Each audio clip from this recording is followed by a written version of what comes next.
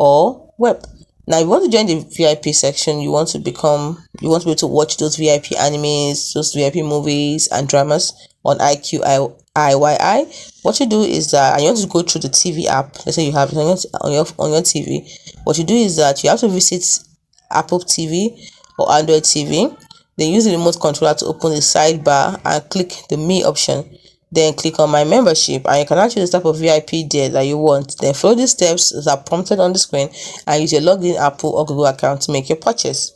Now, if you're using the Roku TV, what you do is that you use the remote controller to open the sidebar and click the Me option, where you see the option My VIP. Then you click My VIP and you can see the type of VIP available on Roku TV. So follow the instructions on the TV screen to complete your purchase using Roku Pay, which is the only one available Roku Pay for Roku TV. Note that the VIP subscription is linked to the account you logged in when purchasing. You cannot transfer the VIP to another account after purchasing. Hope you find this video helpful.